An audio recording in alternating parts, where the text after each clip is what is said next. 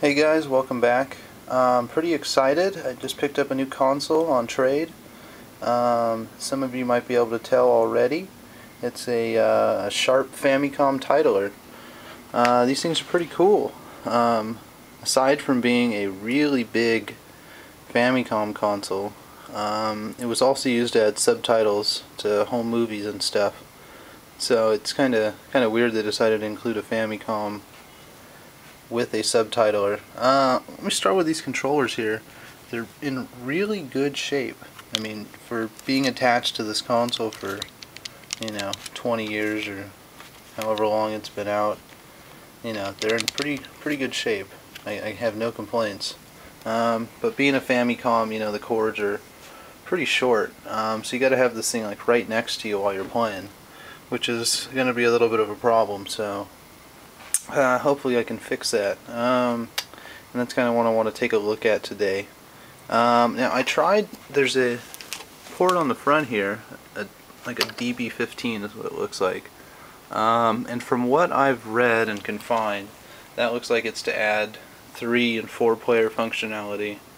I soldered up an adapter with a couple pinouts to an NES controller and had no luck, so I think I'm going to have to do something else.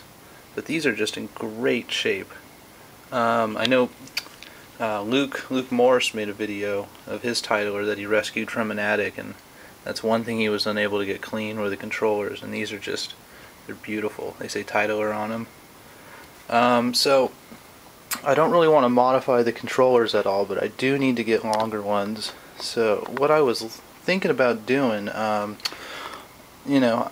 I'm going to have to take apart this console. And I've kind of already started. I have all the screws out, and if I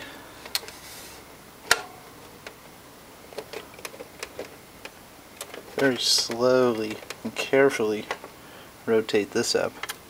Now I've already disconnected the 2 connectors you're going to have go into this top here, which is going to be this one, and it connects down in here, and then there's a really small ribbon cable here which goes into there, and I'll discuss that here more in a second. Let me set this aside.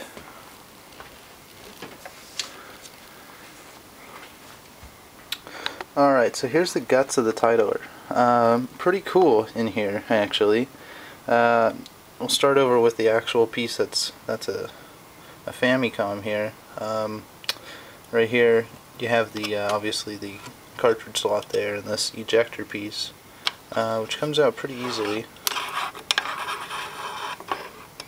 Live titler disassembly here, folks.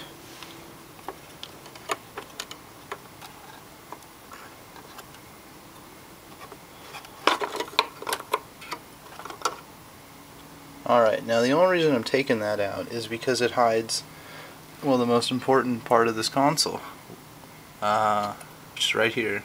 It has already a PPU that's going to output RGB, which is pretty cool. So no, I don't have to desolder its PPU and put a socket in and tap the RGB. That's already all been done for me, and you can see it runs down here through 3 pots here and some transistors here to boost it. And this board here on the back is where you have your S-video and all your RCAs, so this board here looks like it's used for a lot of that video processing. And then up front here is the controller board. Controllers, 1 and 2 plug up front here, and there's the DB15. And you can see, they're just hardwired in, and they run over here. And this is the part that intrigues me, because what I'm thinking about doing is not using these stock controllers at all, and in fact removing them, and they're pretty easy to remove. They're just routed in there.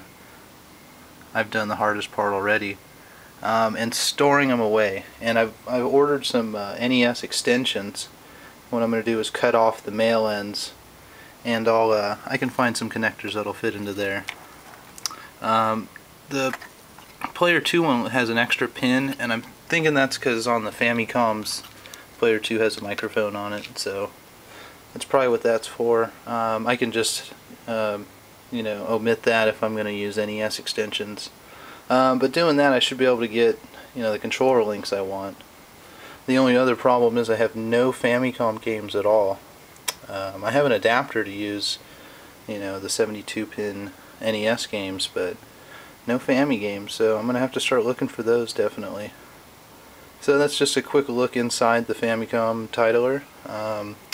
I'll show you once I get some extensions wired up with those connectors on them, and I'll have them plugged in and show you what I mean. That way I'll just have basically female NES connectors however long, and then I can just plug controllers in, normal NES controllers, and ready to rock and roll. You know, that way I'm modifying this console as little as possible. A real easy change. These just pop out, you know, they're just grommeted. Real easy. That's the idea.